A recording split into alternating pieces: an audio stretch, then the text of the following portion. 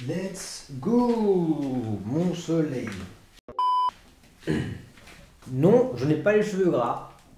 J'ai mis de l'eau sur mes cheveux, sinon j'avais un épi. D'accord? Voilà. Ce visage-là, c'est quelqu'un qui vient de sortir de maladie. Voilà. Bonjour.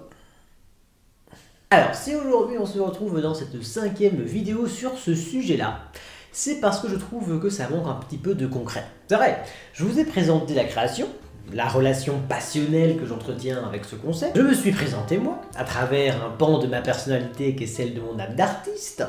Je vous ai expliqué que créer me permet de m'exprimer, d'exprimer mes différentes stimulations que je peux vivre dans les différents mondes dans lesquels je vis. Et à travers un personnage un petit peu lourd, je vous l'accorde, j'ai pu déjà vous expliquer que j'ai déjà pu créer une œuvre artistique, une création artistique sous format écrit. Attends. Moi je suis lourd. Oui, un petit peu, hein, désolé. Bon, et ça va, hein, j'ai le droit de relire notre pièce de théâtre, hein.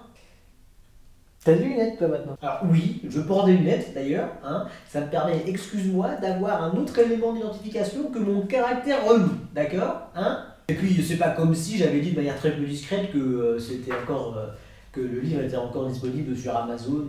Non. En format broché. Non. Et en format Kindle. Arrête. Il y a ton inscription? Eh bien, dans cette vidéo, c'est de cette œuvre que je compte vous parler, et non pas par le biais de ce personnage, je vous l'assure. Retard, je suis là. Pousse avec long. Et non, ce n'est pas que je veuille étaler mes créations, que je veuille crier sur tous les toits que j'ai écrit une seule œuvre. Non, c'est pas ça. Hein. C'est moi ou ils sont en lui-même là? Non, si aujourd'hui je vous parle de cette œuvre, c'est plutôt ma casquette d'artiste qui s'exprime. Oh, je suis de retour. Oh merde. Quoi merde? Non, mais j'ai fait un gag la dernière fois sur un dicton et maintenant, c'en est devenu un personnage. Et oui, je suis l'artiste, le naturel. Et guerre à toi si tu comptes me chasser, car je reviendrai toujours. Au galop, oui, bon, d'accord. Allez. C'est moi ou il a gardé son étiquette le gros?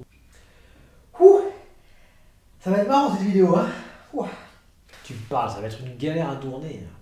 Et à monter aussi, hein, parce que ça va faire beaucoup de dérush là à faire. Hein. Ah non, ça va pas le faire, hein. Non, c'est ma vidéo. Je sais bien que vous êtes tous des personnages issus de ma personnalité et que par conséquent vous avez autant le droit d'apparaître dans cette vidéo, d'accord, mais je vous demande, s'il vous plaît, que ce soit moi qui gère cette vidéo. Parce que sinon ça va être un bordel. Ok.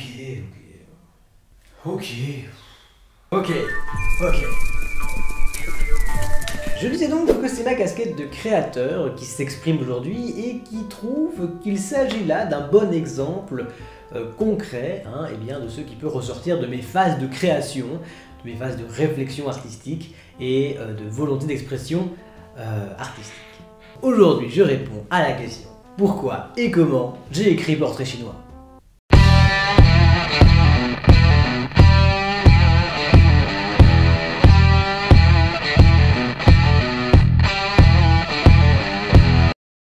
Et avant de commencer, il me semble important de vous expliquer, avant de rentrer dans le vif du sujet, ce qu'est Portrait chinois.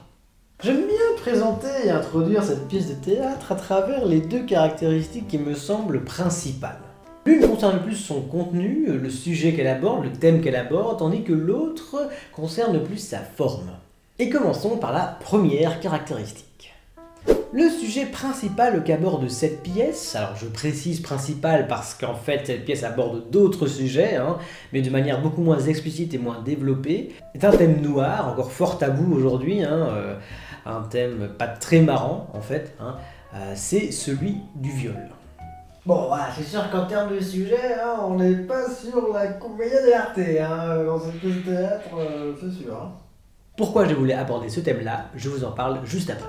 La deuxième caractéristique concerne donc plus sa forme, comme je vous l'ai dit, c'est celle du portrait chinois. Ce que l'on retrouve principalement en termes de forme dans cette pièce de théâtre, c'est le portrait chinois. Alors le portrait chinois, qu'est-ce que c'est? C'est un exercice de présentation qui consiste à s'incarner en un animal, en un végétal, en un objet, en n'importe quoi en fait, mais qui présente à chaque fois des caractéristiques qui sont similaires ou comparables du coup à des éléments de notre personnalité, de notre pensée, de soi en fait.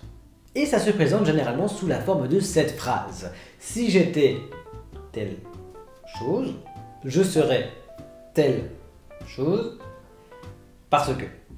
Ah moi j'ai moi.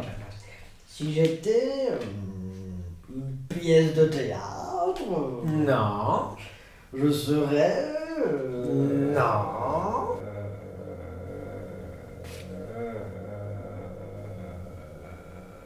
portrait chinois parce que c'est sur un que c'est pas cher. Si j'étais un animal, je serais le cheval, car c'est une chasse. Je donnerais toujours pour la vie. Alors si j'étais dans le coup 3, j'arrêterais mes interventions incessantes qui interrompent le sujet principal de la vidéo parce que ça fait du travail du monteur. Voilà. Il a pas compris le concept. Donc l'action principale de cette pièce, ce sont 4 auteurs de l'acte qui vont se présenter eux-mêmes et leur acte à travers le portrait chinois. Pour arriver à comprendre comment j'en suis arrivé à lier ce thème-là avec cette forme-là, il faut remonter à il y a 3 ans en arrière, lorsque j'étais encore en études. J'étais un étudiant en langue et lettres romane à l'ULB et l'un des membres du cercle de romane, à un moment donné, décide d'organiser un atelier d'écriture sur le thème du portrait chinois. Donc l'idée c'était d'écrire et de partager ces textes qui avaient comme sujet principal cet exercice de présentation. Donc moi ce que j'avais en tête c'était que plutôt que de faire l'exercice classique entre guillemets de se présenter à travers un portrait chinois, c'était plutôt de créer un personnage qui lui-même va se présenter et de dresser un portrait si vous voulez justement d'un personnage à travers plusieurs portraits chinois. Ça, j'avais ça en tête. Voilà, c'était l'idée que je voulais, c'était l'exercice que je voulais faire lors de cet atelier. Donc finalement, l'atelier ne s'est jamais organisé, certainement par faute de participants ou par peut-être gros délire de certains. Et donc du coup l'année se déroule, l'atelier on l'a un peu oublié. Moi j'ai toujours l'idée derrière la tête, forcément, vraiment un délire artistique quoi, pas du tout dans une optique de publier, de faire un truc, juste l'exercice quoi. Voilà, c'est un peu bizarre peut-être, j'en sais rien. Dites-moi en commentaire si vous aussi vous avez des lubies artistiques comme ça, des idées de... Bref, voilà. Sans plus, rien ne se passe. Et l'année continue et plus tard je reçois un peu une mauvaise nouvelle. J'en reçois une mauvaise nouvelle, en fait, très concrètement, j'apprends qu'une de mes proches a été victime de harcèlement sexuel. Elle a été victime de viol. Alors, je mets ces deux termes à la suite, je sais bien que c'est pas la même chose, mais bon. C'est un peu bizarre à ce moment-là parce que jusqu'à ce moment-là dans ma vie, en fait, c'était pas quelque chose qui m'affectait particulièrement, je veux dire le thème. Alors, je m'explique tout de suite, le truc c'est que vous savez, je savais que ça existait évidemment, j'étais conscient que c'était réel, que c'était à punir, que c'était grave comme thème, comme situation et comme concept, entre guillemets. Mais vous savez, lorsque l'on n'est pas forcément directement touché par le problème, c'est compliqué de s'y attacher, de s'y concentrer, de s'y intéresser. Et donc, jusqu'à ce moment-là, en fait, moi, c'était pas forcément un thème qui me choquait. Enfin, me choquait, oui, mais qui m'affectait particulièrement, en fait. Et lorsque c'est tombé, lorsque la nouvelle est tombée et qu'en plus c'était une de mes proches, beaucoup d'émotions, beaucoup de sentiments entremêlés, etc. Il y avait de la part de colère, évidemment, part de tristesse pour la personne, beaucoup de la compréhension aussi. C'était pas une très très bonne période, du coup. Donc toutes ces émotions, ces sentiments se sont ont trotté dans ma tête, se sont mêlés sans vraiment très bien être distingués. J'avais un peu de mal à comprendre ce qui se passait, quoi. C'était un peu un choc en fait, j'étais en plein choc si vous voulez de la nouvelle quoi. Donc c'était compliqué, une période compliquée et finalement le seul moyen que j'avais pour pouvoir un peu sortir tout ça, comprendre tout ça, c'était d'extérioriser. Et moi le moyen d'extérioriser mes sentiments et mon malaise, eh bien, c'est d'exprimer cela, d'exprimer cette stimulation. Et comme vous le savez, quand j'exprime mes stimulations, c'est à travers du coup la création artistique évidemment. Et c'est donc en liant ce besoin d'extériorisation, vraiment un besoin, hein, c'est pas du tout une envie, une idée un peu artistique, c'est vraiment un besoin d'extériorisation et cette envie artistique eh bien, de créer des personnages à travers le portrait chinois que j'ai commencé à écrire. Et j'ai principalement commencé à écrire sous l'impulsion du sentiment d'incompréhension. Je n'arrivais pas à comprendre en fait comment on pouvait en arriver là, enfin jusqu'à cet acte. C'est de là que c'est venu en fait. Le premier texte que j'ai écrit, c'est une volonté en fait de comprendre comment on peut en arriver à un tel acte, parce que c'est quand même un acte fort, qui va loin quoi. Donc l'idée c'est de créer un personnage du coup de toutes pièces, hein, je ne me suis pas documenté quoi que ce soit, pour essayer de dépeindre une ligne de conduite psychologique qui amènerait à cet acte. Mais donc du coup assez naturellement en fait le premier texte est sorti, c'est le personnage de 2 d'ailleurs. C'est bizarre, c'est assez naturel du coup, mais je veux dire voilà, c'était vraiment libérateur du coup. Alors évidemment quand j'ai créé ce texte, c'était pas du tout dans un but de justification, d'explication ou de dédiabolisation de l'acte et du personnage. Déjà parce que c'est un personnage fictif, évidemment, et parce que le but, vraiment, à la base, était purement thérapeutique. Une autothérapie, mais c'était purement thérapeutique. Alors évidemment, il y avait de la volonté artistique derrière, puisque j'avais toujours cette idée du portrait chinois derrière la tête, et c'est à partir de cette volonté-là artistique que j'ai construit ce texte, mais l'idée était vraiment, purement, d'extérioriser et de lâcher un petit peu cette tension émotionnelle et sentimentale. Et ça m'a fait du bien. Alors ça n'a pas forcément réglé le problème évidemment, mais voilà, en tout cas ça m'a fait du bien. Alors à partir de là, mon besoin d'extériorisation était passé. Hein, j'ai pu souffler grâce à ça, j'ai extériorisé, j'étais content, mais j'avais pas encore réussi à assouvir en fait ma volonté de créer un personnage à partir du portrait chinois. J'en avais créé un, mais c'était pas encore fini, je pense, j'avais encore d'autres idées, d'autres inspirations, et je suis parti du coup dans la création d'un deuxième personnage. Et pourquoi je suis parti en fait dans la création d'un deuxième personnage? Parce qu'en fait, en ayant lu le premier, je me suis dit, c'est chouette, mais si on lit ce personnage, on ne peut pas dire que ce personnage-là est le profil type en fait du violeur. Parce qu'en fait, du coup, il n'y a pas de profil type, on ne sait pas, on ne voit pas. Et donc du coup, c'est en fait dans cette optique-là, dans cette réflexion-là, que j'ai décidé en fait d'écrire un deuxième personnage pour étendre en fait le panel de profils et pour qu'il soit un peu plus étendu en fait. Et dans cette même logique, eh bien, j'ai créé les 2 autres personnages.